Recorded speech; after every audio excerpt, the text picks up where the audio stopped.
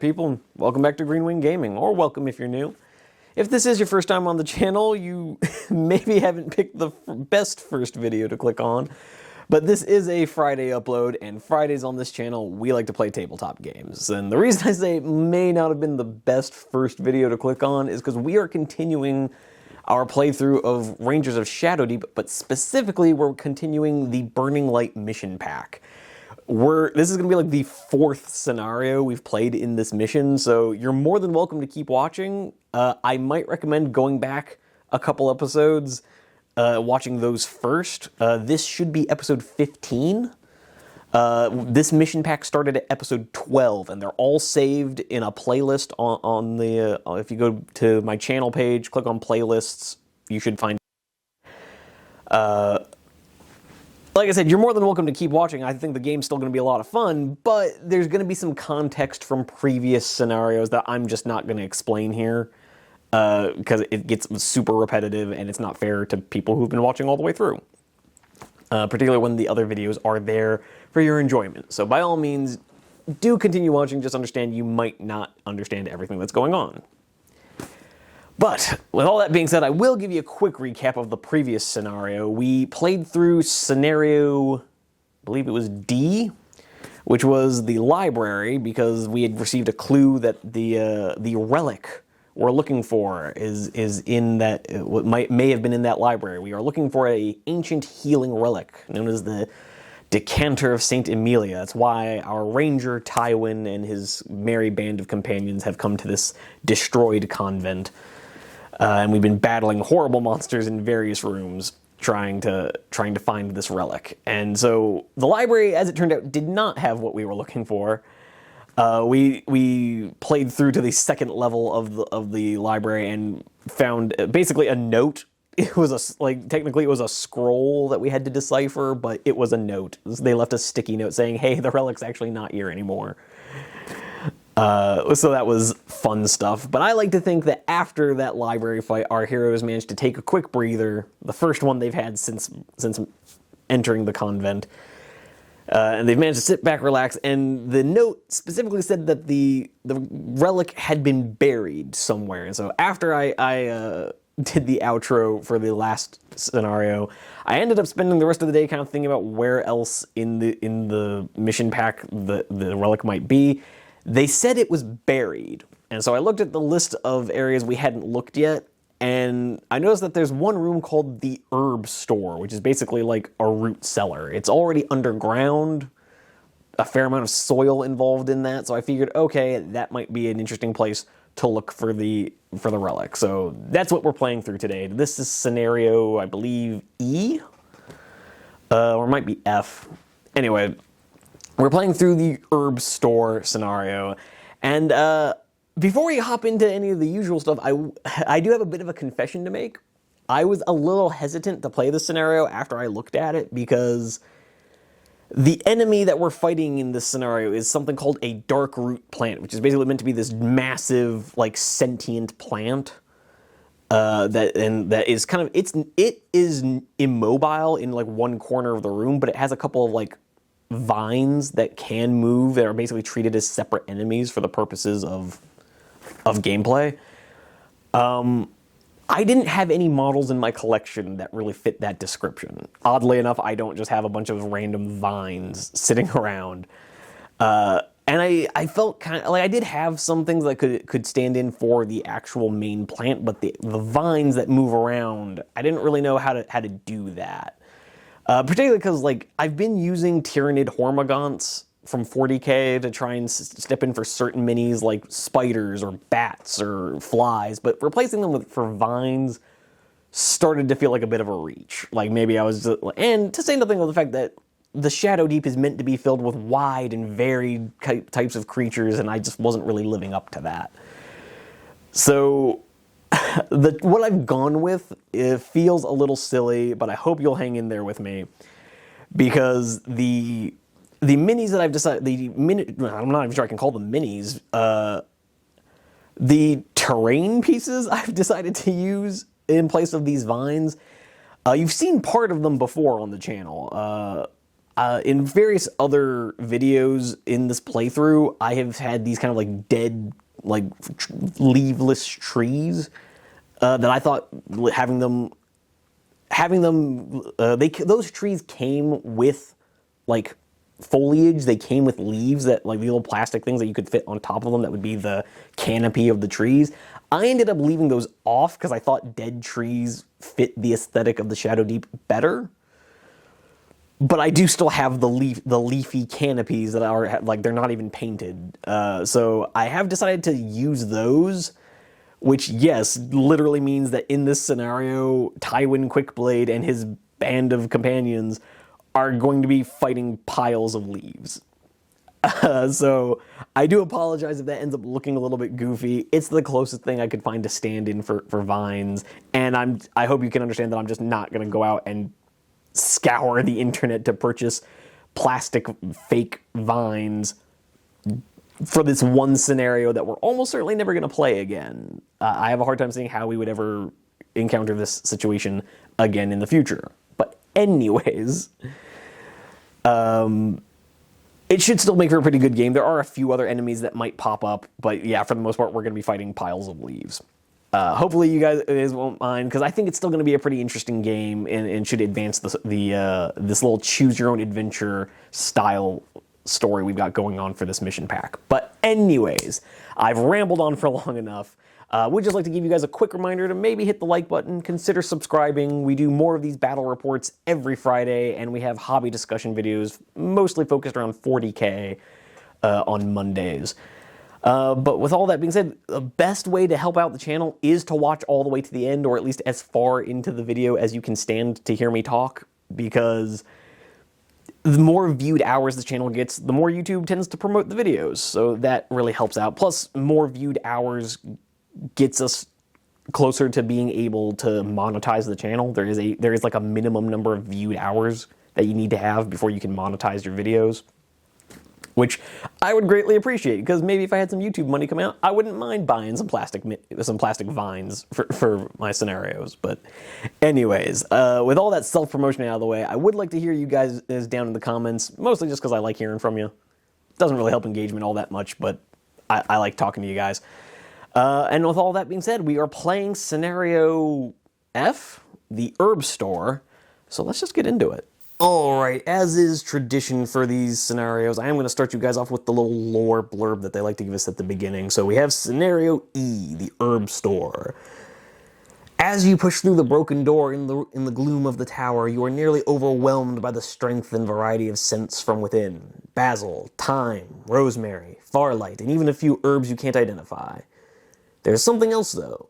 A sweet, sickly scent that runs underneath them all.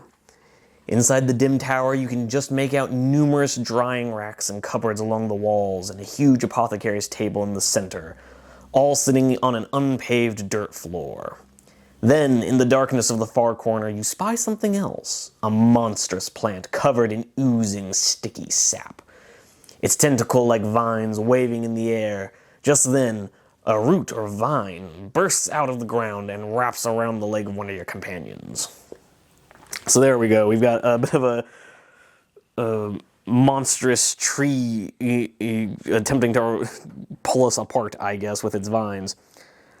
And here we have a pretty simple table setup, particularly compared to last week's scenario where we had to set up this really convoluted 2-floor system. If you didn't see it, go back and watch. You'll see what I'm talking about. But we have our player characters all gathered around within 3 inches of the starting point, which is the door leading down into this cellar.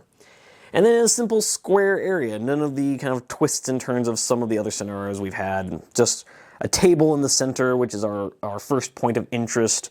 And then we've marked the various points of interest over here with kind of cupboards and bookshelves and little investigation markers.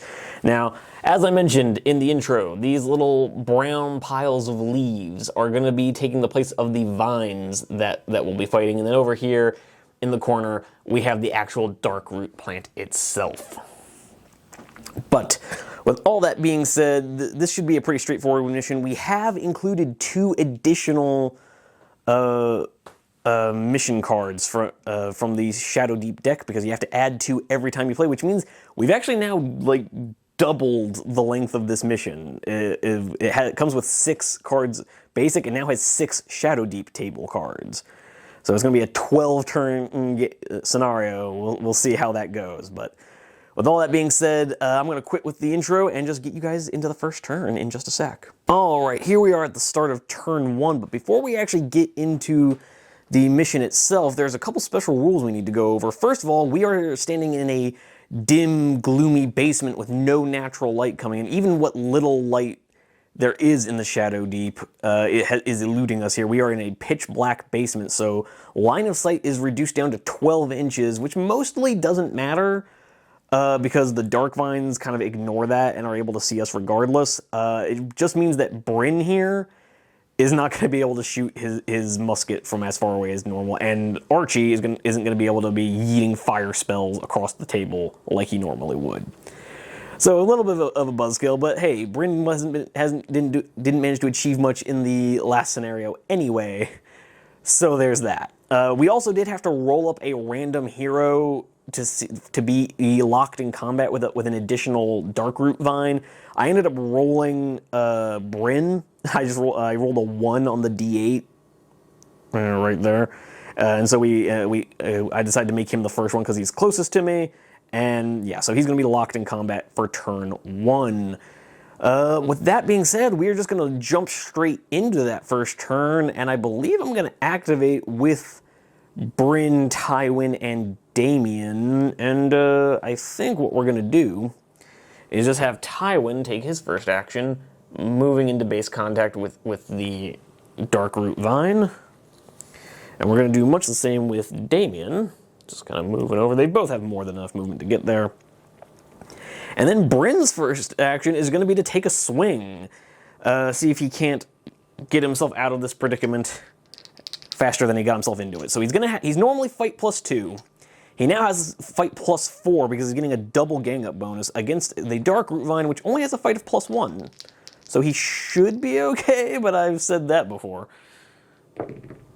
Okay, oh, apparently Bryn came to play. Apparently Bryn, despite carrying around a giant musket, is actually more of a melee guy because his first attack roll of this scenario is a natural 20.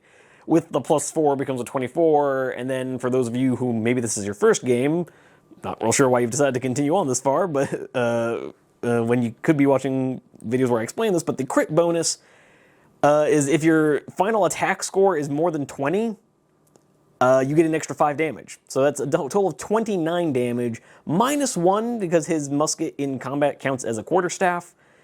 So -1 damage is still 28 damage. This thing only has an armor of 14 and 6 health. So anything, or no, armor of 10 and 6 health. So any score of 16 or better just kills the Vine. So yeah, the first Vine goes down to a quick hit from a quarterstaff. Apparently, he scattered them leaves all over the place. But more seriously, as our heroes kind of emerge into this dark room, somewhat able to make out the writhing, oozing tentacles in the darkness, one comes lurching out at them, and Bryn just bashes it to the ground, chopping it up with his various bladed implements, making even as his 2 companions rush forward to restrain the unnatural entity. But with that being said, Tywin here is going to take his second move, which will, because it is a second move, is only going to be 3.5 inches, and it's going to move him straight towards the apothecary table. So we're just going to move him forward ever so slightly, like so. Damien is going to do much the same, just kind of keeping up. Bryn also keeping up, because there's really no point in keeping Bryn back like we normally would. But with that being said, that does bring us to the end of the ranger phase. Not a bad one, getting rid of the closest threat to us. And coming into the creature phase, we got the big plant here. It's a lot tougher than its vines. The body is a lot tougher than its vines, but it's also immobile. It doesn't get to move. It has a movement characteristic of 0, so it just has to stay there. and more or less just engage us with the vines. It's basically one big boss fight, but if we can ever get into base contact with that thing, or just within 12 inches, it is capable, we are allowed to shoot it and just try to kill it with fire, which I suspect I might do. But anyways, going with our closest vines, they have a movement of 6, so the double move is 9. So this first vine is going to end up like so. Second vine is going to be coming in, ending more like this, making a beeline for our heroes. Our third vine just kind of ending up like so. And again, the one good thing about having these three having moved up a little bit is that it is going to draw all of the vines to them, so the rest of our party can kind of react afterwards. And so this other vine is just going to move up another 9 inches, getting to like there. So there we have it. Our enemies just pulling themselves a little bit closer as our heroes try to make for the apothecary stable and our first point of interest. Like I said, I'm going to do my best. I don't know if I mentioned it in the first intro clip, but I am going to try and keep our heroes together. Again, given the line of sight issues, it just doesn't seem wise to have them all split. But Thaddeus is going to come up here and hang out with his bud Tywin, see if Tywin can't keep him alive this time. Archibald is just going to... He's not feeling like a hero today. He's just going to move up about his first 6 inches, just keeping up with Damien. Well, let's see. Is he within 12 inches? He is just within 12 inches of this vine here. So I think as our heroes cautiously move forward, kind of tiptoeing into the darkness, wary of what other threats might be, they've started to see these other monsters lurching out of the darkness. And I think we're going to have Archibald here crack off a magic bolt spell at this dark root over here. Now, the thing that I always have trouble getting used to is he technically has a shoot stat of +0, but with the spells actually give him their own unique bonuses to the attack. So the magic bolt inherently gives him a +5 to his magic shooting attack, and because it's magic, he gets to avoid penalties for like moving and stuff. Which it makes sense that like it's more reliant on his capacity as a magic user rather than him actually being like a skilled archer or something. But anyways, it's going to be his shoot +5 against the Darkroot's fight +1. Oh dear. Oh no. It actually doesn't work out for us. His once per game magic bolt spell does nothing because he rolls a 12, becomes a 17. The Darkroot has rolled a 19, becomes a 20. So yeah, no magicking for him. Oh well. Oh dear. Oh dang. That's not good news for us. But moving swiftly onwards, we're gonna have our doggo here, who I have decided to name Bruno. Because he did pretty good in the last scenario. He was goodest boy in the last scenario. He disarmed a trap all on his own.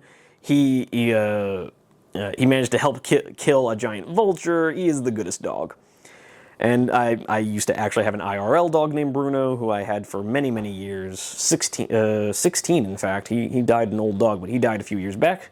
And it makes me feel a little happier to give him an avatar on the table. But anyways... Moving on from that somewhat more somber than intended note, we're just going to have Gwyneth. She is just going to move up just behind Bruno. She's not much of a fighter. She does have a bone sword, which gives her +1 against undead. But these things are not undead, so it's less than useless against them. And then we're going to have our young cleric, our little apprentice nun here, move up behind her. I've not given her a name. I have no idea what to name her. But we're moving her up next to Gwyneth. The two of them just kind of holding back, not really fighters. And it just occurred to me that I have not marked the damage markers on Damien and Bryn. Damien should be at 10 wounds. Bryn should be at 12. Forgive me, viewers, for my transients. Or negligence. Transience. Why would that be transience? Get it together, Kevin. But anyways, we have now reached the end of a somewhat lackluster turn. So it is time for the deck of scary things. Sha sha sha. And we're starting off with a red 5. What does a red 5 mean for us? Place one Darkroot Vine in front of Point of Interest C. Point of Interest C is, of course, the apothecary table that we're headed for. So that Darkroot Vine we killed, yeah, it's back. it's immediately back. This turn was even more mediocre than I thought. Oh dear. Having said that, we have reached the end of this turn, and I will see you guys at the start of the next one. All right, looking at turn 2, we're hopping right into the Ranger phase, and we're going to have Tywin group activate. I think we're going to have him group activate with Bryn and Archibald. Assuming Archibald is actually within 2 inches, which he might not be. He is, yeah. So Archibald is just within 2 inches, and we are going to have him activate. So his magic bolt, you know, he kind of extended his hands forward, his free hand forward, crackles of eldritch lightning bursting from his fingertips to strike against this tree. But it's dark; it's kind of hard to see. His little eldritch bolt just kind of flashes into the dirt ahead of the vine, and the vine just slithers in vine. But he is now going to pop off his Fireball spell. Maybe killing it with fire will do a little bit better. But he's not going to target well, maybe he is. Yeah, he's going to go ahead and target this point right here because it is within 12 inches of him. And, or let me try, he's going to be targeting this point right here because it is within 12 inches of him and it's within 3 of each of these. And you know, the rest of the vines are kind of closer to more durable characters that I'm less worried about, but I would like to try and secure this flank just a little bit. So we are going to have one of be cracking off this Fireball spell, which is going to give him an attack bonus of +3 against each of them. So start off with the root that is immune to Eldritch Lightning. So shoot +3 because of the spell against fight of +1. Okay, that's more like it. So we have a 14 becomes a 17 with an armor of 10 and a health of 6. It's enough to burn this first Darkroot. It lets out a screech as I like to think Archibald sees his eldritch bolt just kind of crashing to the ground and kind of looks at everyone around him, kind of smirking, and puffs his up his chest, holds his torch close. You know, the little torch he's modeled with there, and in his best angry man voice, just shouts out, "You shall not pass!" Lets out a burst of a fireball, crashes it right in between the other horrible vines lurching out of the darkness, and that first one starts to writhe and screech as it burns away.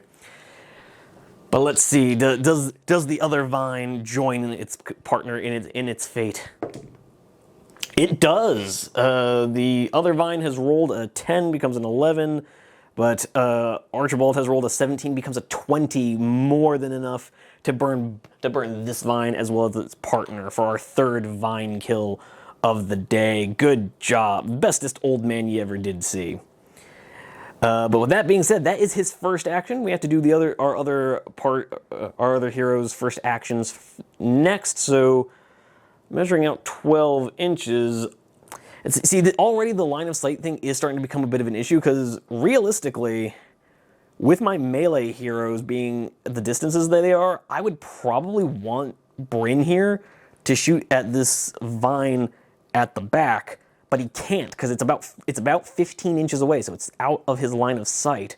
The other 2 are just within, but if he kills them, well, then what's Tywin gonna do? So Bryn here is going to at least aim for this one that's slightly farther away. He's going to have his shoot +2 against a fight of +1 and see if he can continue his hot streak.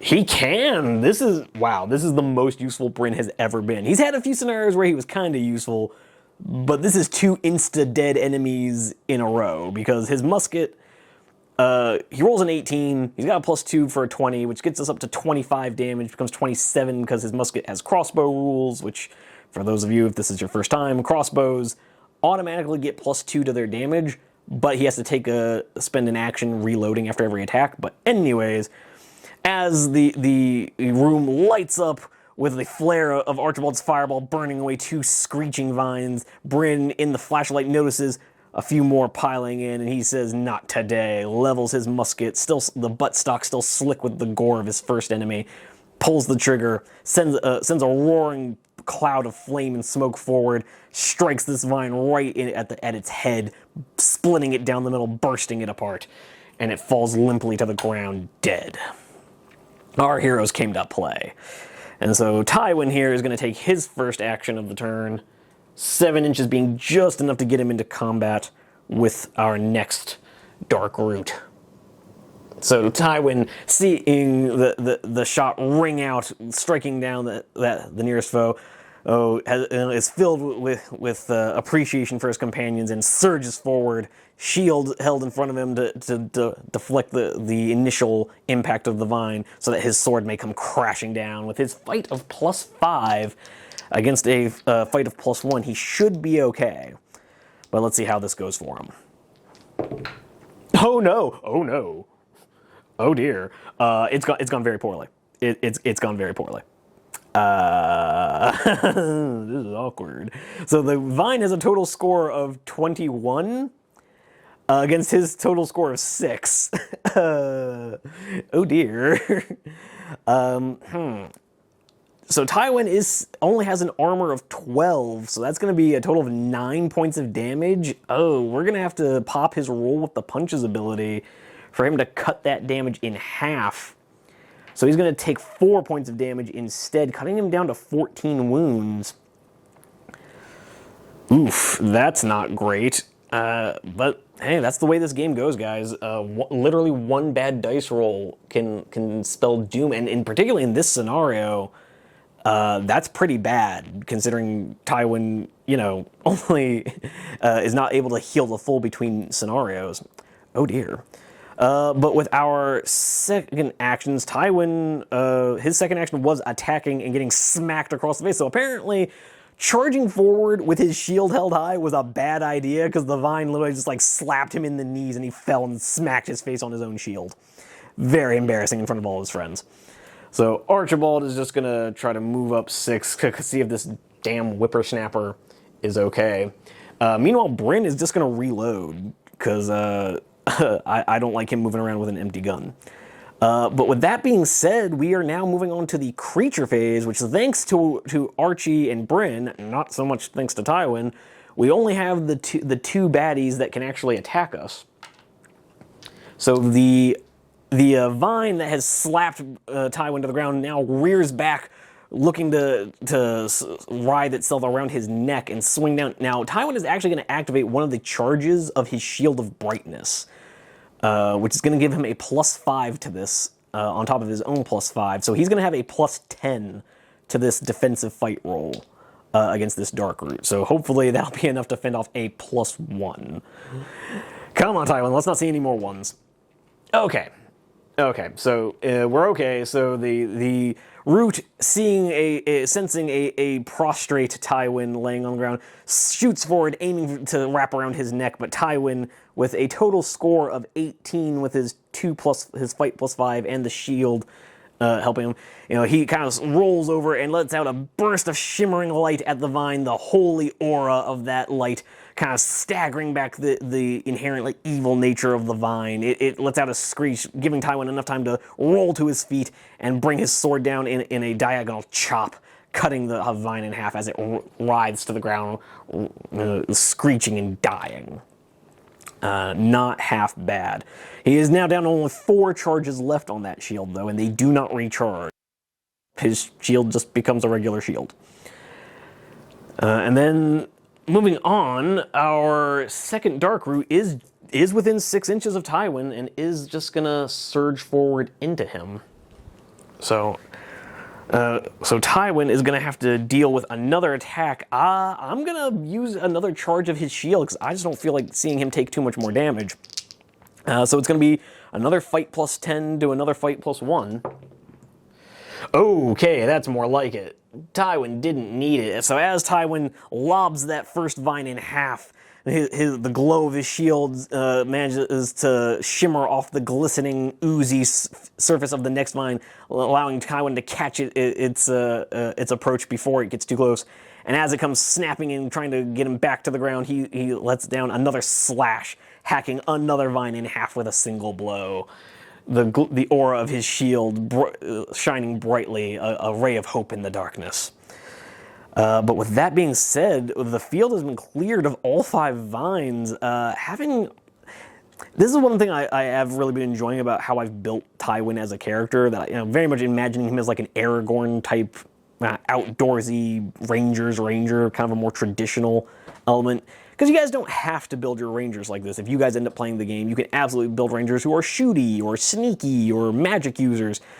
But having a nice, just like somewhat tanky melee ranger just to plant in the middle of the game of the table and say, hey, baddies, come here and let me kill you.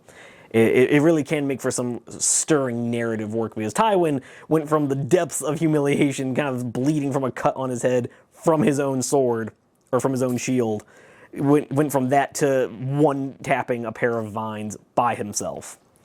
What a boss. And that brings us to the end of the creature phase, because again, Buddy Boy over here can't move. And so with that, we're just going to have we're going to have Damien move up 9 inches to join Tywin by the apothecary's table, and doing much the same with Bruno, Gwyneth, and the unnamed healer, who I promise I'll try to have a name for by next scenario. And then Thaddeus is going to do much the same. He's just going to come up and check his faithful friend's head, kind of just cawing as if to say, "Boss, you all right?" But with that, that brings us to the end of turn 2, so it's time to go back to the dreaded deck of many things.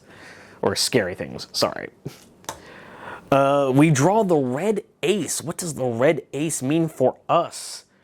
Red ace. Choose a random hero. A dark root vine explodes out of the ground right in front of it. This figure should make a move roll, target number 14. If successful, place the root anywhere within 3 inches of the figure, otherwise place it in combat with the hero. So, we gotta roll ourselves another d8. This time Tywin will be result number 1. And Bryn here is gonna be result number 8, because he's farthest to the left. 5, so Tywin, so we've got 1, 2, 3, 4, 5, 5. Oh no, it's Bruno, it's our doggo. No! So he must make a move roll target number 14. He has a movement of 6, so he needs an 8 or better. And he rolls a 10. All right, so the Dark Root will not be in combat with him just yet. So yeah, we have killed 6 Dark Roots so far, and we're going to have another Dark Root pop up just here.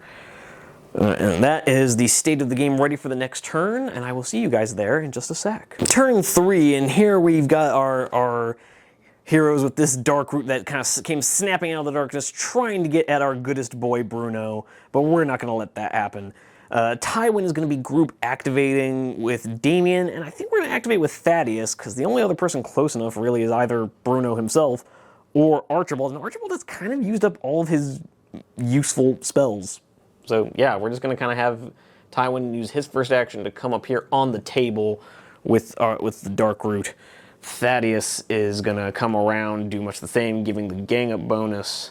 And then Damien is going to do the same again, just popping in next to Tywin, giving Tywin room to have an unbelievably unfair advantage. He is now a fight +7 against this pile of leaf, against this little snapping vine that kind of dropped down out of from its growth out of the ceiling, lurching towards our goodest boy.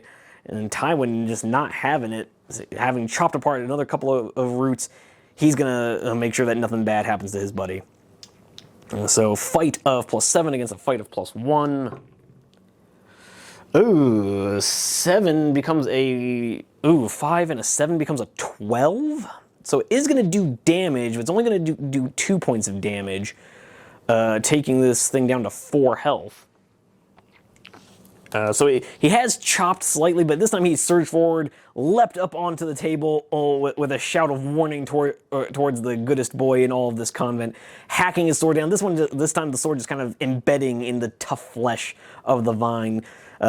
Damien, seeing his mentor and leader leap to the dog's defense, is inspired to do the same. Brandishing his sword, he rushes towards the writhing mass of corrupted plant, hoping to finish the job. So his fight of +5, oh dear, oh no, oh no, oh no, that's not good. So Damien has rolled another natural 1. That's not great news. Very volatile dice today, and the vine has rolled a 19. That becomes a natural 20. Now, fortunately, baddies cannot crit, but Damien only has an armor of 12, so that's going to be 8 points of damage, taking him from 10 down to just 2 health.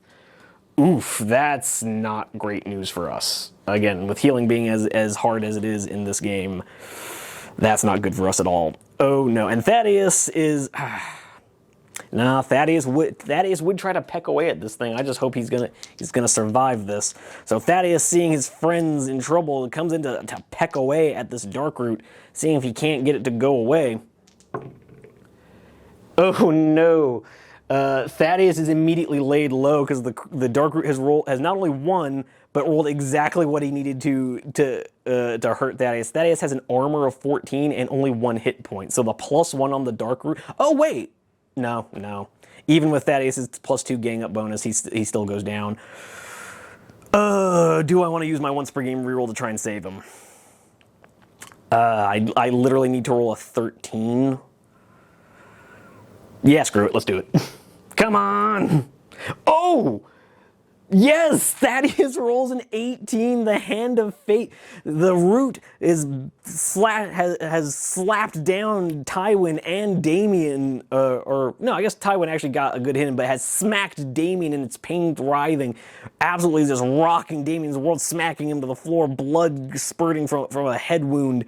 But Thaddeus, as it comes in, and as the root tries to slap the bird away, Thaddeus just kind of tightens in his wings, sticks out his beak in classic diving attack formation, and just splits the vine right in half with a high velocity peck, just coming as hard and fast as he possibly could, bursting that dark root in half for, I believe, our 6th dark root kill.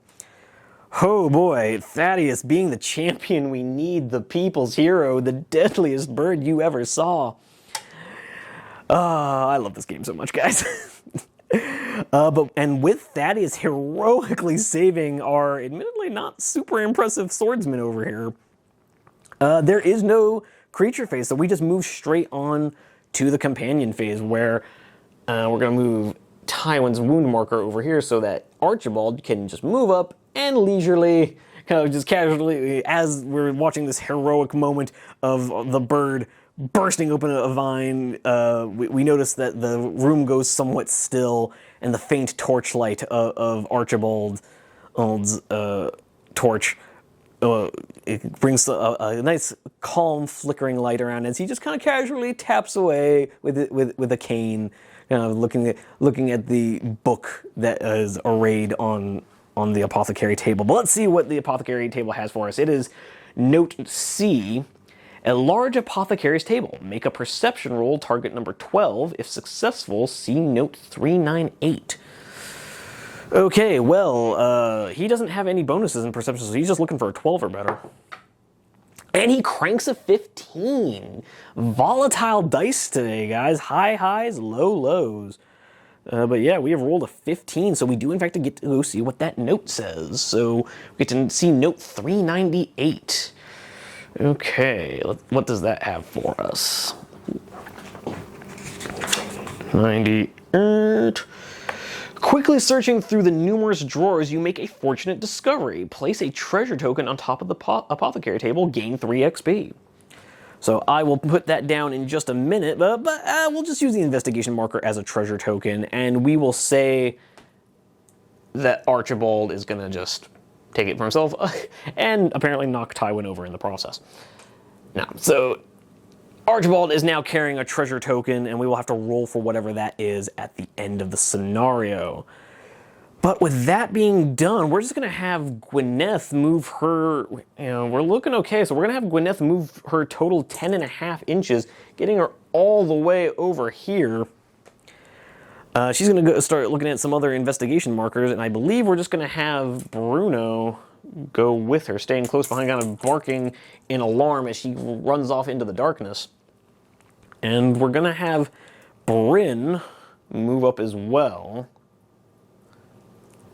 looking to keep up with the party and not be left behind. And for our healer, she's just going to rock up and pop her healing spell, which you can only use once per game, to get Damien here back up to 7 health.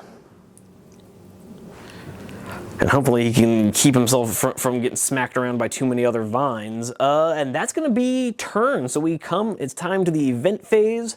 So we go to the deck of scary things. And we draw a clubs 2, which is going to be over on here. A vulture appears at the center of one randomly determined table edge. It follows the standard rules for an evil creature. So the From Software vulture is back again. He apparently didn't learn his lesson. So we're just going to grab ourselves a D4. The table edge right ahead of us is going to be 1, and then we're just going to go clockwise from there. So we've rolled a 2. Okay, so as Gwyneth is rushing forward to start investigating, a vulture kind of somehow, I guess, comes dropping down from the dark of the ceiling, I guess. Not real sure how that works, but yes, the vulture has returned looking for round 2. But that is the end of turn 3, guys. 9 more to go, and I will see you guys at the start of the next one. Going into turn 4 here, and we've got Gwyneth staring down this newly reanimated From Software vulture. And going into the Ranger phase, I think we're just going to group activate with... It's hard to know who, because, I mean, Damien's the obvious choice, but he's so hurt, I'm not sure I want to do that. Archibald's got no spells, and I don't particularly want to risk it. I'm actually probably going to start sending Archibald for the door, because with all his useful spells done... Actually, you know what? I have just realized a pretty potent combo. We're going to have Archibald pop his teleportation spell to yeet Tywin over into base contact with that vulture. So that's what we're going to do.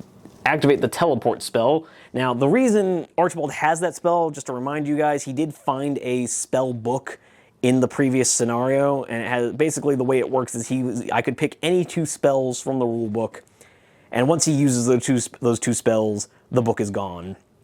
So I think that's going to be Archibald's first action. Tywin's first action is going to be to fight the vulture. He's going to be a fight +5 against the vulture's +0, so it's not like it's a super imposing enemy or anything.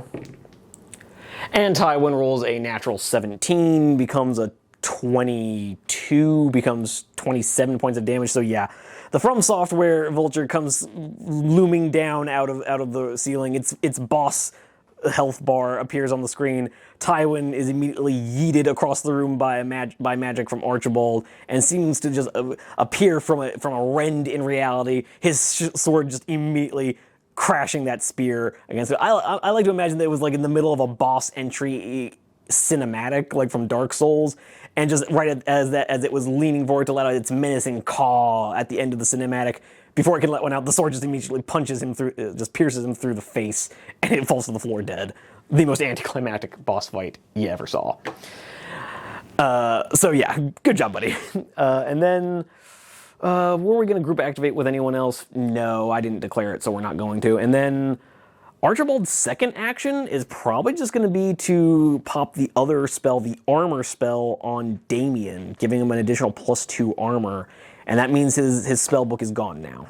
So, but Damien is so down on health, and we've used our only healing spell for the round, I just don't feel comfortable leaving him there. And now that the spells have been used up, Archibald can start running for the door, because I don't want to keep him around to potentially get hurt. But Tywin's second action is going to just be to activate that investigation marker, which is investigation marker D. A locked cupboard. Make either a pick lock roll of 10 or a strength roll of 16 to open it. Players may make this roll as many times as they wish. Once it's open, see note 229.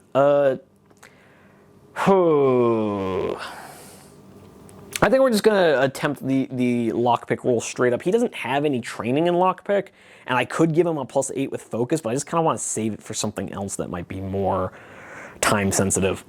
So he's going to see if he can crank a 10 for this lockpick. No, he rolls a 2. Would have barely been enough, even if he had popped the focus ability. But with that, we are at the end of the Ranger phase. We go into the... Oh, gotta move Tywin's wound marker. Don't want to cheat. But we go in... Well, there is no creature phase because the Dark Root is immobile. And so we're just over to the companion phase where Gwyneth is going to rush over here, kind of shove Tywin aside and say, let me show you how. Kind of pulling out Hermione, no, no, no, you're doing it wrong. And so she's going to make her lockpick roll. She has a lockpick of +5, so she's just going to need to roll a 5 or better, which she does with a 14. Didn't even need all that training. She just kind of walks over, sees a generic Walmart brand padlock, just kind of looks at it kind of hard. It pops open. She just looks at Tywin. Really? Really? But anyways, off to look at note 229. Amidst the tools and empty jars in this cupboard, you find an herb pouch. This may be given to any hero that has open item slots. So we're just gonna have Gwyneth take one because she has one other item, so that's gonna be the only item she can take for this turn for now. The herb, it doesn't really say what the herb pouch is. It just says this may be given to any hero that has an open item slot, gain 3 XP. So I'm gonna have to look up what an herb pouch even is, guys. It sounds like this is something I should know, but I don't, so I'll have to look that up later. But anyways, that's Gwyneth's turn. She moved forward, she picked a lock, got an herb pouch. Cool. We're gonna have our doggo come over here to play guard, and then Bryn is actually just gonna move up his 10.5 inches, see if he can't get to the next bookshelf. Archibald staying where he is. Thaddeus coming up to say hi to Bryn. Damien is just going to move his 9 inches, ending up over by this pew, with our healer kind of close behind, yelling at him like, hey, stop moving, you're not healed yet. Chasing after him with a very worried, kind of almost motherly, don't move, you're going to open your stitches.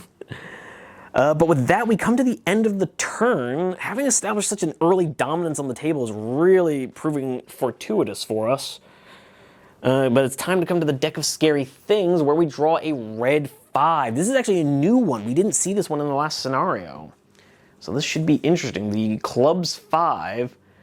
The heroes feel a strange tingling, and suddenly all the monsters they are facing seem to gain a new strength. Next turn, all evil creatures gain a +2 to their fight roll. Oh, well, it's good the only creature here is immobile and not much of a threat to us.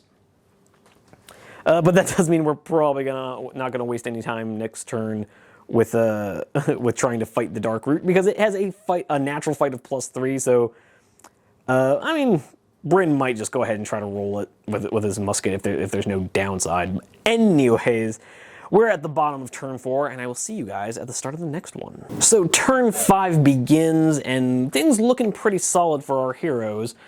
Tywin here is just he's gonna group activate with Bruno and Gwyneth, and his first action is just gonna be to move up, get in contact with that other investigation marker, and then that's gonna be his second action is to investigate. That's gonna be marker E.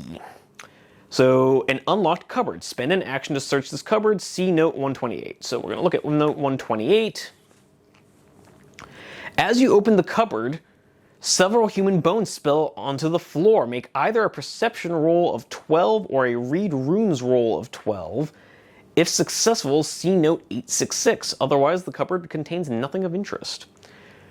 Okay, so Tywin does have a read runes of, I believe, 3, and he's going to pop his focus ability to give him a +8, which means even if he rolls a 1, that's still a 12, which means he automatically succeeds. Awesome. So yeah, we're going to pop over to note 866. You are about to give up on the cupboard when you notice some faint writing on one of the larger bones. It takes you a second, but you recognize the name Emilia. These then must be the bones of the great saint. The bones may be given to any hero that has an item slot available. If this figure survives the mission, the bones must be turned over to its superiors. In this case, the Rangers gain 20 XP or 2 progression points to be distributed amongst their companions as desired. So we're going to just go ahead and toss that over to Archibald. Well, now that his spellbook is gone, so yeah, we're just going to go ahead and toss those bones over to Archibald. He'll be safeguarding the relics, the bones of St. Emilia. I'm just going to pop that off over there. So there, we have found the relics of the bones of St. Emilia for Archibald's safekeeping, along with whatever treasure marker he has, now that the spellbook has been used up. Not a bad first action. Not a bad not a bad turn for Tywin. We're going to have Gwyneth just make a 10.5-inch move, just kind of running across the table, sighing as Tywin takes the credit for everything. She ends up kind of around the pile of bones that used to be the nuns of this abbey. And Bruno is just going to faithfully chase after her, trying to keep her as safe as she can. That brings us to the companion phase, because there is no creature phase, effectively. Where Damien is going to do much the same. He's just going to move 9 inches closer to the investigation marker over here, ending up on the other side of the pile of dead nuns. Archie here is going to pull a bit of a coward move and make for the exit. He is carrying some valuable goods and doesn't particularly feel like taking damage. And our healer might be doing much the same, if I'm honest. She does still have one of her spells, Strong Heart, I believe it's called, or Strong Will. And she's just going to kind of run after Damien. She's taking a bit of a sisterly affection to him now that she's had to patch him up a couple times. But with that, I think Thaddeus is just going to stay close to Tywin. And Bryn is just going to dial up a shot into the Dark Root. It's going to be a fight +5 against his shoot of just +2. But let's see if he can't make something happen here.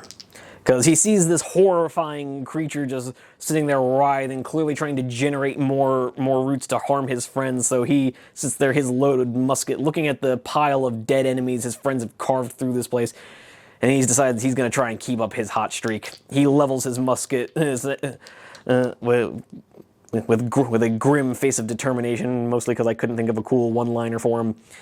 And he dials up a shot.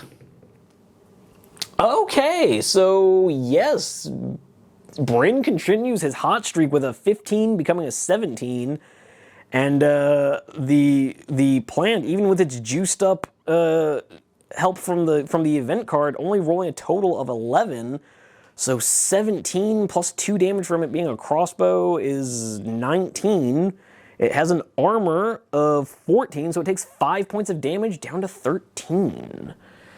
So we're just going to pop over a D12 and a D6, marking that it has 13 wounds left, and Bryn will just let out a satisfied grunt as he sees a chunk of this creature burst apart from the force of his shots, as the rest of his companions kind of look at him like, what the hell? He's like, I'm finishing this thing off, it'll take a minute. And he just starts slapping another shot home and putting in the powder to charge his weapon again. But with that done, that brings us to the end of the companion phase, and we're going to come over to the deck of scary things, where we've drawn the 3 of clubs. What will this mean? The heroes feel strange tingling, and suddenly all the monsters they're facing seem to gain new strength. Next turn, all of your creatures gain a +1 to their fight. So, oddly enough, that's actually... I actually like those two coming together in rapid succession like that, because the magics of the Shadowdeep suddenly surge to empower everything in the room, and slowly it's fading away. So it was a +2 this time, next turn it's just a +1, and then it'll fade away to nothing as the magics of the Shadowdeep kind of fade back. But yeah, with all that being said, that brings us to the end of turn number 5. We've got another 7 to go. I'll see you guys at the start of the next turn. Coming into turn 6, things are looking pretty solid for our merry bunch of heroes. And we're gonna group activate with Thaddeus and Bryn. And we're going to start off with Bryn trying to dial up another shot as the rest of our party are just kind of looking at him like, what the hell? And he's just kind of nonchalantly whistling to get rid of the tinnitus from the musket in this very confined space, trying not to deafen everybody. But he's just kind of whistling and patting his powder home, drops the shot, kind of drops the barrel of his weapon towards the creature again, and decides to keep at it. Dialing up another shot with his shoot of +2 against now just a fight of +4. And it's working out again. Oh my god, Bryn is on the hot streak of this entire campaign. He has literally never rolled this well, guys. I have no idea what's happening. Apparently dark environments really work for him. He really hates sentient plants. He's just really pissed off that Mother Nature has turned on him. He's like, nope, not okay. That's not how this works. No, sir. We are putting the world back to normal. And he has just dialed up another shot. Or you could also just say he's literally shooting at a target that can't possibly move. He literally can't miss. So as he levels his shot, again with a bit of a smirk at the helplessness of his target, he booms out another thunderous crashing roar from his musket as he fires in another shot. This time, the 17 becoming a 19, becoming 21 points of damage. Subtract 14 from that. Let me do some quick math in my head. That goes to 17, 7 points of damage, taking it down to just 6 wounds. The Dark Root is helpless against the power of musketry. The old world will burn in the fires of industry. But yeah, that is our man Bryn done. His second action is just going to be to reload. Do we go for the kill? Tywin could potentially finish this guy off. I think we do. I think Thaddeus is going to rush in to give us the gang up bonus, and Tywin is just going to come in here. His first action is going to be to move, and then his second action is going to be to pop his frenzied attack ability, which gives him a +5. He's already a natural +5, so he's going to be a +10 fighting against the Dark Root's fight +4. So let's see if as the smoke clears around this creature, Tywin comes bursting through the gunpowder, sword held aloft, looking to drive the tip home into the heart of this creature. So let's see how it goes. Tywin, really? Really? For real? Okay. So Tywin is going to fail horribly, roll another natural 1, his second of the game. So apparently the Dark Root, it just lashes out with the vine, smacking the point of his sword away. But the vine has not rolled high enough to do him any damage. The +4 takes it up to a total of 12, which is his armor class. So he just absorbs the 12 points of damage. And takes no damage. So nobody gets hurt. He just kind of face plants straight into the vine. And we're not going to attack with Thaddeus, because no, I'm not risking him like that. But it is now the creature phase, which means the Dark Root does get to smack back. Again, rules as written, he should smack at Thaddeus because he has the lowest hit points. But Tywin did just slash at the Dark Root. I feel like it's going to see him as the real threat here. And so we're going to go with that. If you guys have a problem with that, I get it. It is kind of me gaming the system with gamer logic. But to me, it really does make sense that the thing would be attacking the guy who just tried to stab it.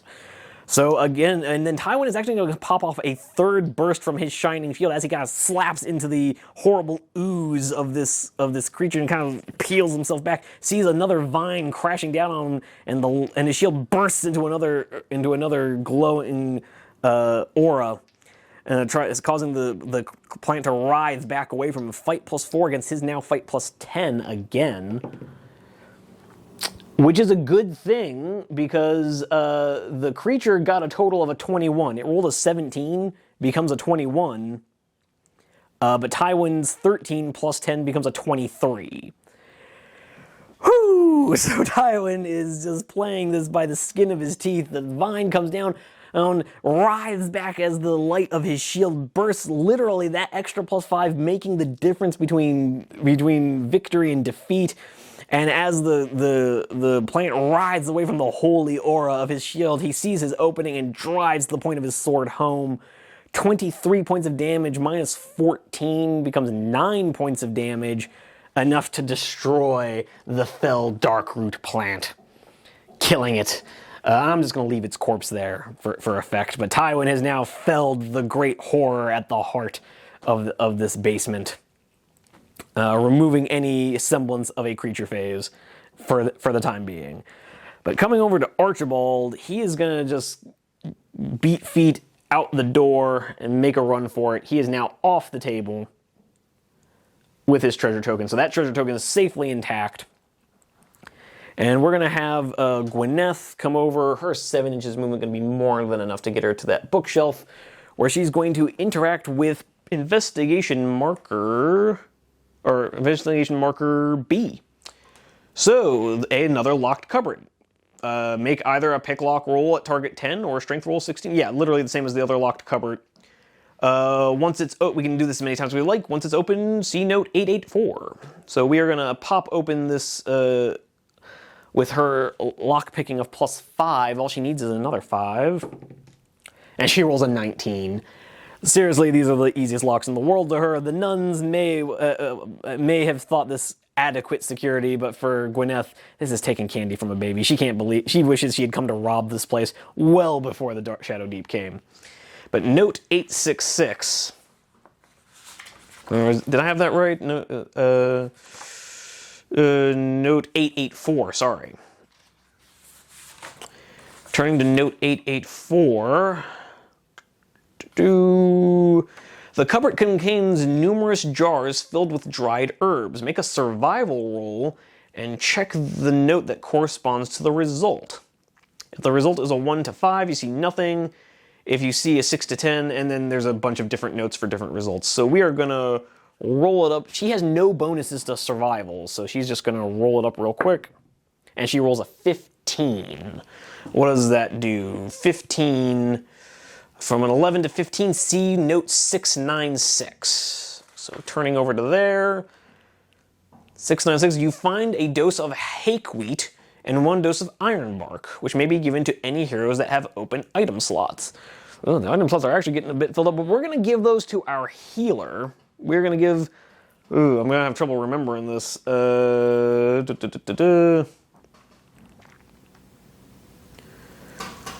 So iron bark and hake wheat. I don't know what either of those do, so I'm going to have to mark that down later. Hake wheat and iron bark. All right, so that is another investigation marker dealt with. And then we are just going to have Bruno use his turn to come up here next to Gwyneth.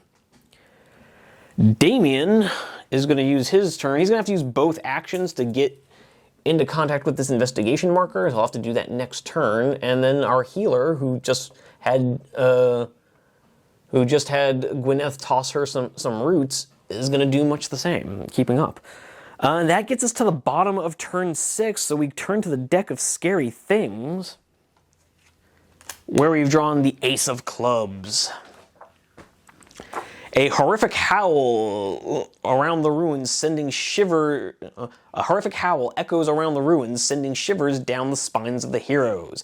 Every hero must make a will roll of target 10. If it fails, it can only receive 1 activation in the next turn. So let's start off with Bryn, who should have a will of +0, so he just needs to crank a 10 or better.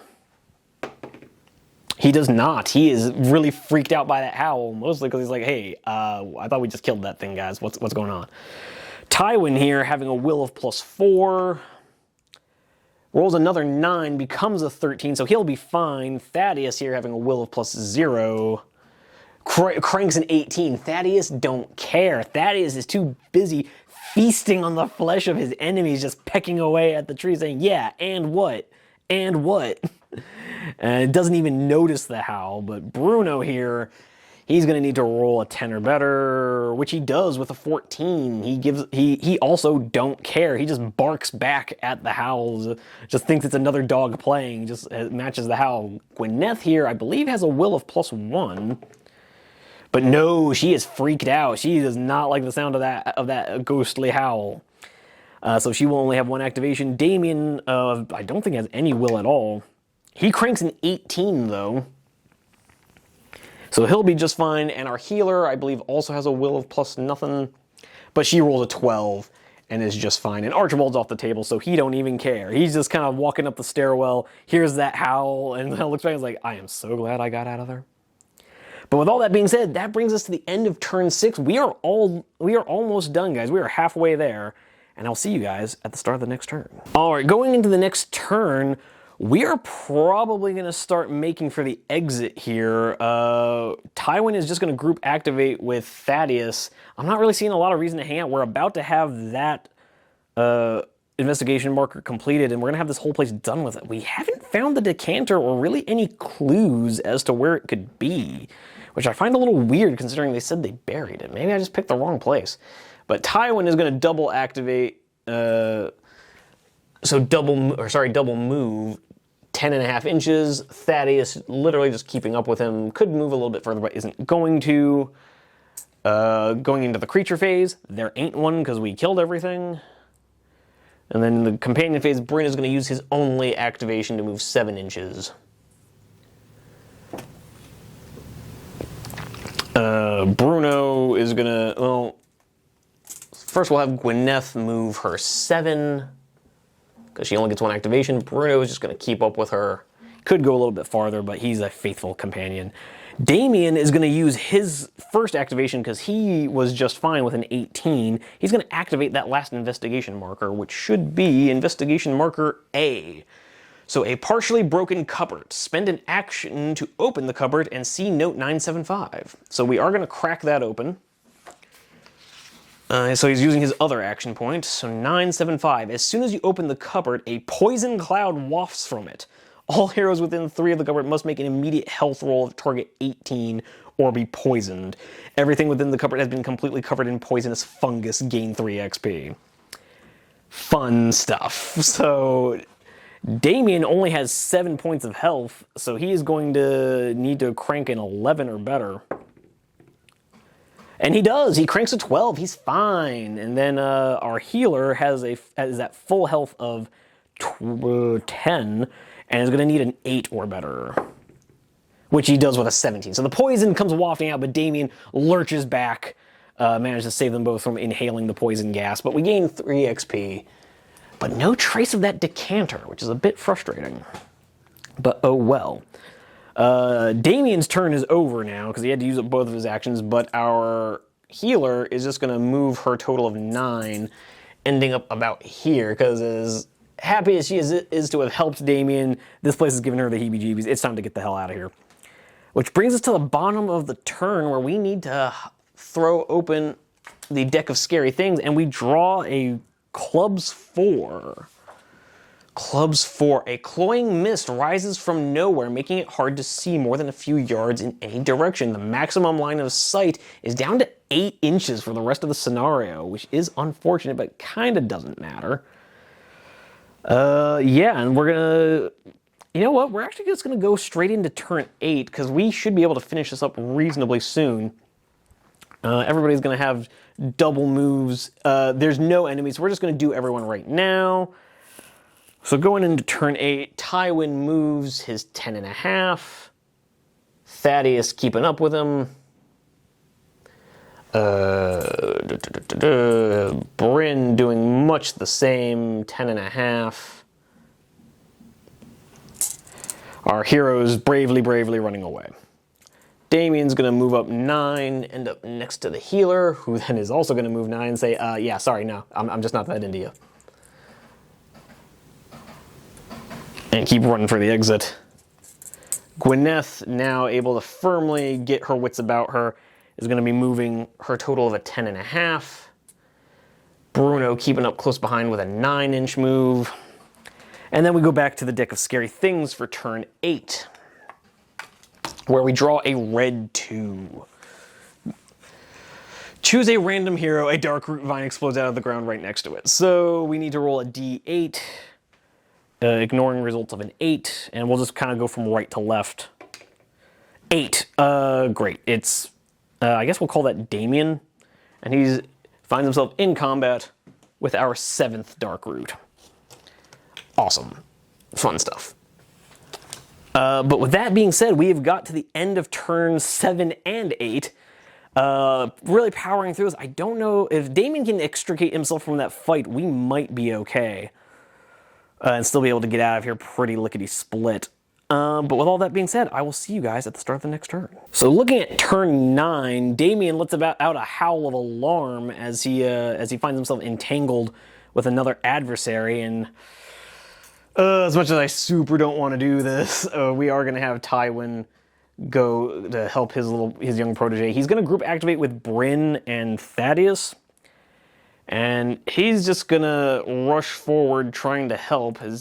He is going to use his dash ability, which will, after a double move, get him into combat with the Dark Root, moving his hit points with him. Thaddeus, however, I'm not risking it. He's gotten this far and literally had to use a fate point to stay alive. He's out. He's running for it. He makes it to the exit. And Bryn is going to do much the same, just shy of the exit. Ending up like so with his wound marker. And that brings us to the creature phase, because we finally have one of those.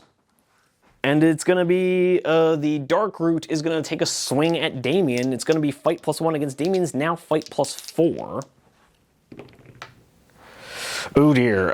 So Damien does lose that fight, but not by enough to take any damage. The Root's total is going to be an 11, his armor of 12.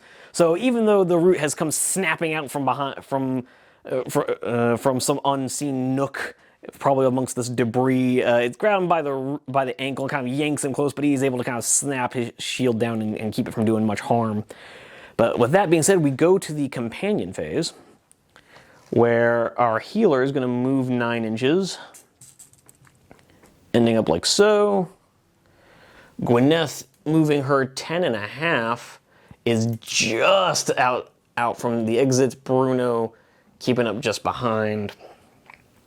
Because I don't feel like exposing these guys to all of the turns if we don't have to. But with all that being said, we have reached the end of turn 9. So we go to the deck of scary things and draw the red 4. Place a Dark Root Vine in front of points of interest B and D. Okay, so 2 more Dark Vines in front of B. Or no, that's D and B. There we go. So 2 more Dark Vines. Apparently, killing the main body of this creature has brought the remnants of this creature surging back into the room to deal with these imposters. Or, not imposters, interlopers. But that brings us down to the end of the turn. And this has been a pretty quick one, so we're going to try and do these like 2 turns at a time. Let's come over here and pop over to turn number 10, Ranger Phase, where Tywin is going to try to break Damien loose with a total of fight +6 right now against this Dark Root's fight of +1. Okay, he does win that fight with a total of a 12. Not enough to do enough damage. Yeah, he's just going to end up doing like, let's see, it's a total of 2 points of damage. It goes down to 4 wounds. But he will group activate with Damien. We'll try to do the same with a fight of +4 now against fight of +1. No, oh dear. Damien takes another big hit. 5 points of damage, dropping him back down to just 2 hit points. That's not ideal. And then we go into the creature phase where the creature's going to attack him again. The vine is gonna start tightening its hold on Damien, even as Tywin is trying to hack away at it. Comes hurtling through the mist towards the shouts of Damien, trying to bash away at this thing as it's like kind of tucked away in amongst some rocks and hard to get at, starting to choke Damien out a bit. But this time Damien actually gets the better of it. He rolls an 11, becomes a 15, against a 13 becomes a 14. So he just, as this root starts to tighten around his neck, he finally gets a good angle at the sword and just stabs his sword right into the nook where the root has been nesting all this time. With a total of 15, he does 5 points of damage, killing the root. For I believe our 8th dark root kill. But with that being said, the other dark roots are now going to take their turns, and they're going to move in toward this first one, ending up over here. Second one coming straight for Damien, and just barely not in range, literally ending like that. Whew, the boys are probably going to need to beat feet out of here. I'm not sure I like these odds, the way this table is suddenly turning on us. But we come to the bottom of turn 10. And we're going to go ahead and flip over this deck of scary things to get a red 6. Place 2 giant flies next to the entry point. Oh no, it's an ambush. It was all a trick. The Shadowdeep has had us. Archibald is sitting, chilling, having a snack with Thaddeus as a pair of giant flies yeet past them, bursting out of the entryway right into the face of our friends. Oh no. Gwyneth suddenly feels her hubris have repercussions. Well, if it isn't the consequences of her own actions. But having said that, we are at the bottom of turn 10, and I'll see you guys at the start of the next turn. All right, and going into turn number 11, you know what? I was gonna have our boys make for the exits, but nah, screw that noise. Tywin is that I ain't running away from no plans. I killed your dad. I'm gonna kill all of you two. He spends his first action to get into combat with this approaching vine, seeing it come forward as Damien kind of is jabbing his blade into that nook and cranny and tears the root away from his throat. He sees Tywin rush past him towards the oncoming vine, kind of trying to join the fight. Damien hefts his weapon and decides screw it and comes in to support Tywin. Getting in there with his first action, Tywin is going to be making a +6 fight attack against a fight of +1. Oh, and Tywin seems to have remembered how to kill plants. He is just screaming, I killed your dad, I'll kill you too, I'll take you all on. Full Optimus Prime mode. Rolling an 18, becomes a 24, becomes a 29 with the crit bonus, instantly killing our, I believe, that should be our 8th Dark Root kill, I believe. And then we have, that's both of his actions. Damien is just kind of going to hang where he's at, but the root is going to come in at Tywin, looking to avenge its chopped apart brethren. You know, as Tywin comes in with a single anime-style slash of his sword, decapitating this nearest vine, just barely notices the oncoming vine from his right over from the dead body of its parent. And his shield bursts to life with a 4th charge of his shield. I'm really burning through all of them today. Making him a total of a fight +10 against fight +1.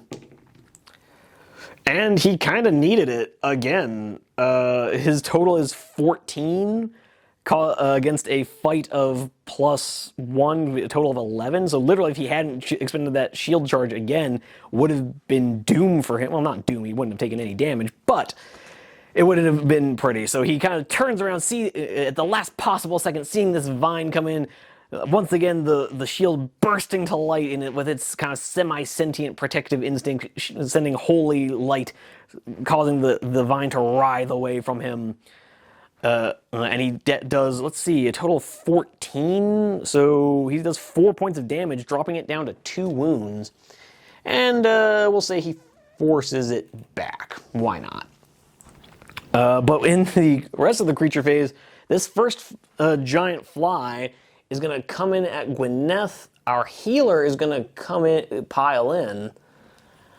At least giving Gwyneth a +1 against a fight +0 for the fly. So Gwyneth is gonna be fight +1 against fight +0. Oh dear. Well, it rolls an 11, which is exactly Gwyneth's armor class, so it's fine. But the next fly is gonna come into her as well, prompting Bryn to snap into combat. once again giving Gwyneth a fight +1 because of her loyal friends. So fight +1 against fight +0. And she rolls a natural 19, becomes a 20, becomes 25. So the first fly comes zooming out of this gap. Gwyneth kind of swats it aside with her bone sword, and the healer comes in, kind of grabbing at its feet to try and keep her safe. Because she sees a second one heading for Gwyneth. Bryn just kind of shoulder checks it back as Gwyneth stabs her bone sword forward, gutting the fell creature and sending it back to the abyss from whence it came.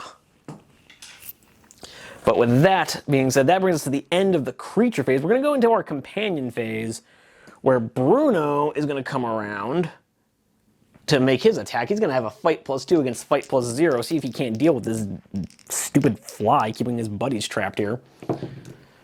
And he does. He rolls a 17, becomes a 19. He is not having it as the nice friendly healer that Bruno probably recognizes. He probably knows her from around the convent.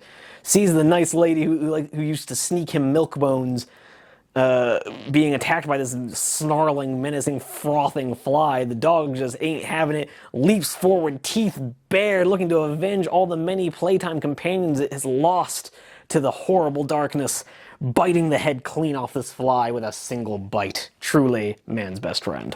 Or in this case, woman's best friend. And with that being done, the other three are just gonna give him a quick pat on the head and dip out. They are donezo with this. They don't want nothing to do with this mess. And that brings us to the bottom of turn 11. So we're gonna come over to the deck of scary things, which is gonna be a red 3. Red 3, choose one random hero. The figure must immediately make a will roll at target number 12.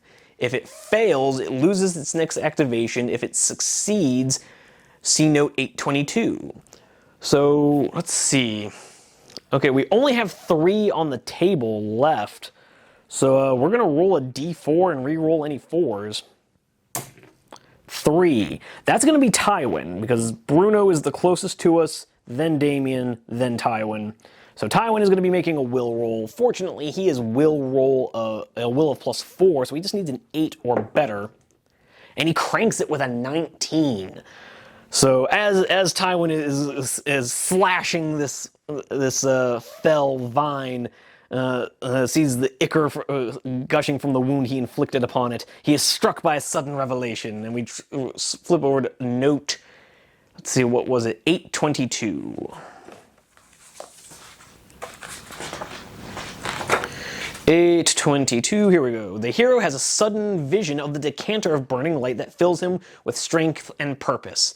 The hero is healed back to full health and is cured of any poison or disease from which it is suffering. Gain 5 XP.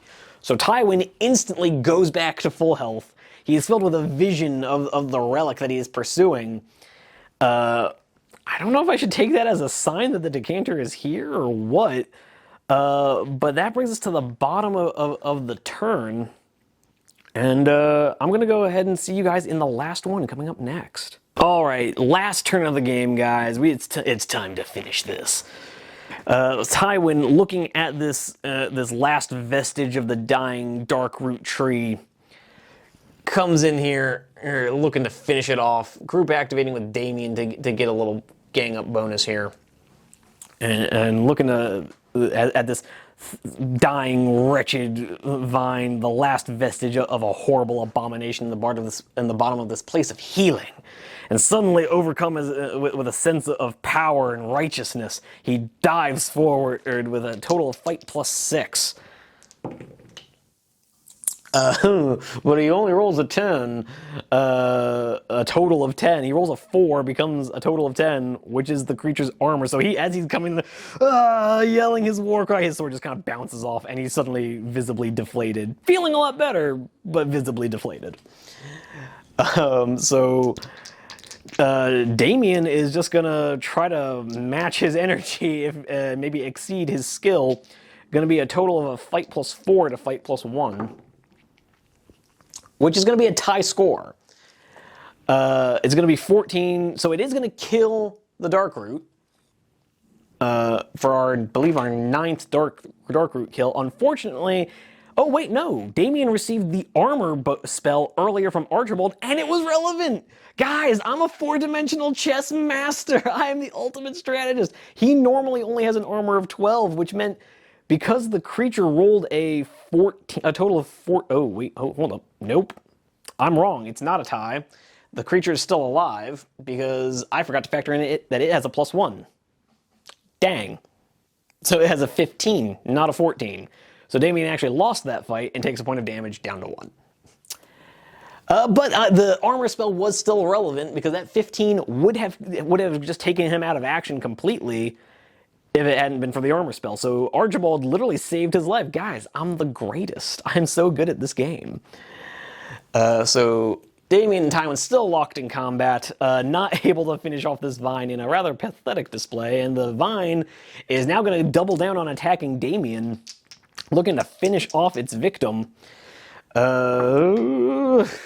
Okay, so the creature rolls a 13, the Vine rolls a total of 14, but Damien has rolled a 12, with a +4 becomes a 16, finally able to vanquish the dreaded Vine, as it's kind of wrapping around him. He's like, oh, not again! And through coughing up a bit of blood, smacks down the dreaded Vine for our 9th Vine kill.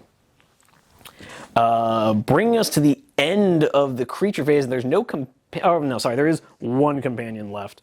Bruno's just gonna bark at them, saying, "Hey guys, hurry the hell up! We're getting at her," and run off the table. And then we come to our last draw from the deck of many things, a clubs 6. Let's see what that means. Clubs 6. What light there is suddenly dims, and the heroes feel the crushing weight of hopelessness descend upon them. For the rest of the scenario, the heroes suffer a -3 to all will rolls. Well, that don't really matter because there's nothing left on the table. We killed everything. Alright, that brings us to the end of the scenario. Damien looking a little rough, but other than that, everybody else completely unscathed. Well, yeah, completely unscathed. Thaddeus having a close call earlier, but just fine with the help of a Hand of Fate reroll.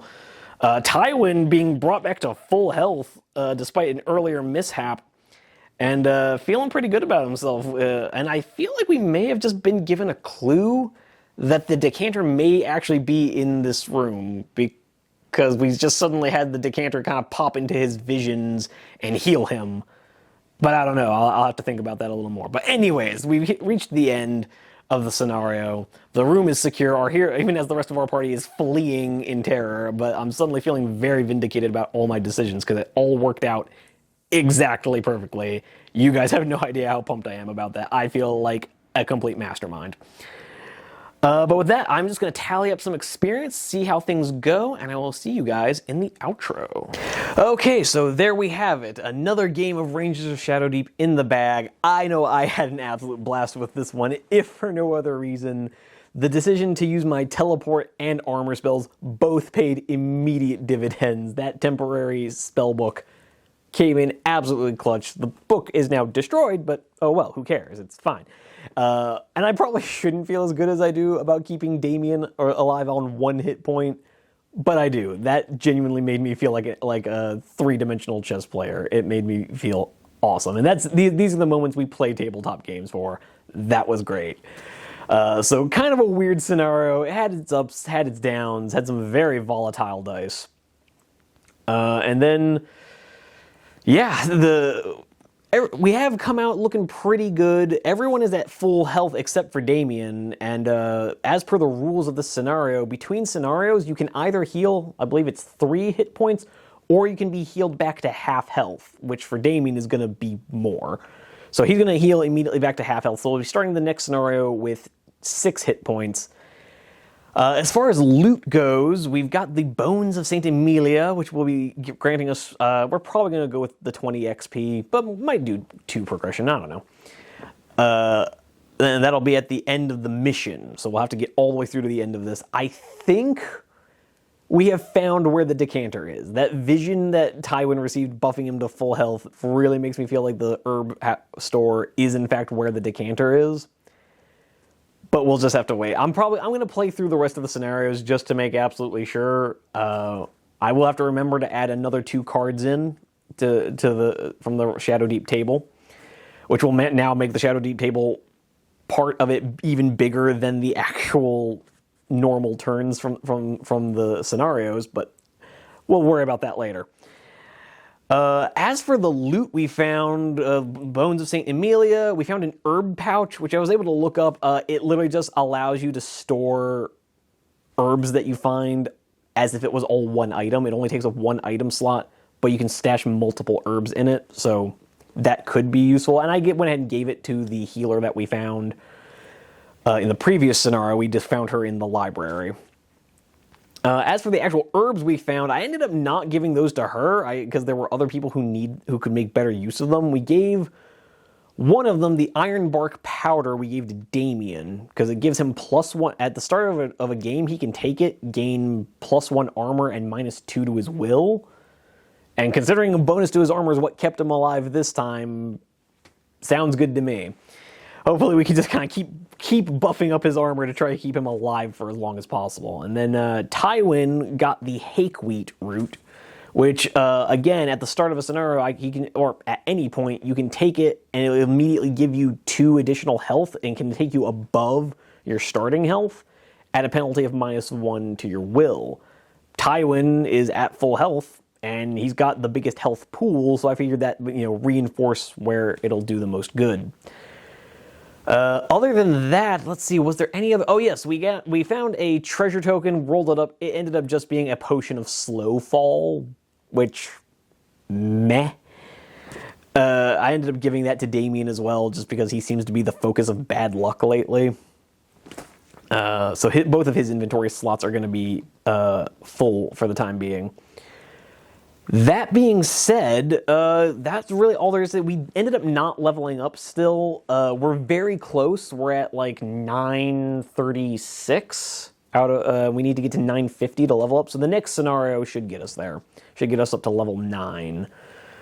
And yeah, that's all there really is to report about this scenario. I'm not real sure which scenario we're going to play next. I don't really know, given that we didn't really find any clues to guide us on our way.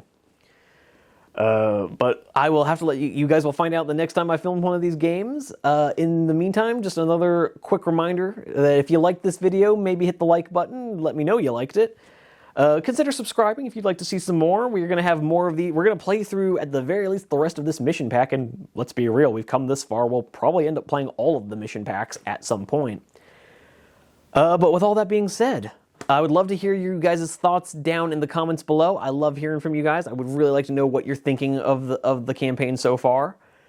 But other than that, I hope to see you guys over in some of the next videos. But in the meantime, happy wargaming. Onward to glory!